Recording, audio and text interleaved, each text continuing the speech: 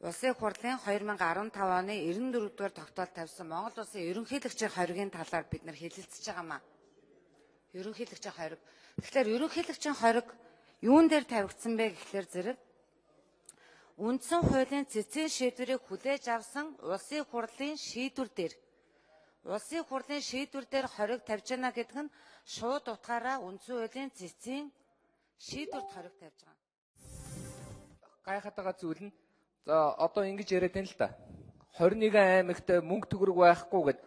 Гэхдээ тэгвэл одоо зүгээр их хурлын гишүүдийг жишээлбэл хүн амынханд нэгтгэгчлаар нь бодоод тал хувь нь Улаанбаатарт байдаг юм чинь ерөөсөө аймаг болгоно нэг гишүүд одоо юу гэдэг зарим одоо цөөхөн хүн амтай газар бол бүр их хурлын гишүүнгүй байлгаж болно шүү дээ. Гэтэл энэ чинь төрийн бодлого тийм биш байгаа үстэй. Төрийн бодлого ямар байгаа вэ гэхээр засаг захиргаа нутаг дэвсгэрийн нэгжээр өнөөдөр юу гэх юм бол бүхэлдээ засаглаж байгаа хэлбэр гэж би ойлгож байгаа. Цэцэн шийдвэрийг хүлээж авах шаардлага юу? Цэцэн шийдвэрт хориг тавьж байгаа нь өөрөө энэ бас процедурын алдаа байна. Энийг бид нар засъя. Улсын хурлын гишүүд улсын хурал өөрсдөө гаргасан шийдвэрт баттаа зогсё гэдэг ийм байр сууриас асуудалд хандж байгаа юм шүү. Цэцэн шийдвэрийг хүлээж авчихад одоо эргээд буцаад нөгөө гараараа болохгүй гэдэг чинь бас ойлгохгүй байна л да үүндээ бол. Тэгээ манайхан одоо хадуурхаараа сонгуульд өгөөч юм бүр хамаагүй ярьж эхэлж байгаа би бодож байна. Энийг омж ярихгүй биш болоо явчих шүү дээ. Тэр бол хоёрдугаарт би нэг ер нь банк гайхтیں۔ Энэ их хурл дээр энэ хоёр нам чинь түүхэн шалгалаар бий болсон гэж ярьлаа. Би бол бас ойлгохгүй л байгаа.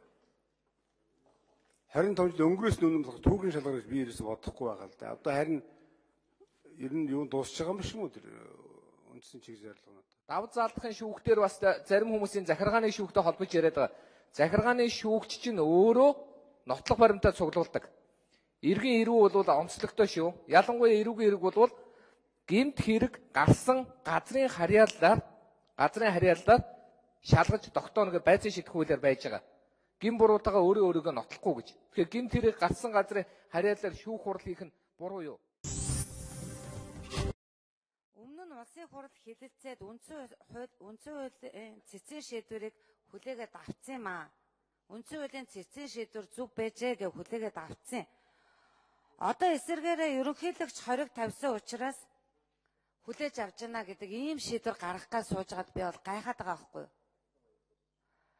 Улсын хурал бол хууль тогтоох дээд байгууллага. Хэн одоо хуулийн төсөл санаачилсан, хэн автор нь байх, хэн хуулийн дагуу хориг тавьж байгаа эсхээс нь хамаарат улсын хурал гаргасан шийдвэр, улсын хурлын гаргасан шийдвэр тогтвортой, гаргасан шийдвэрээ хамгаалдаг, баттай зогсдог, хариуцлага хүлээдэг ийм л байх ёстой.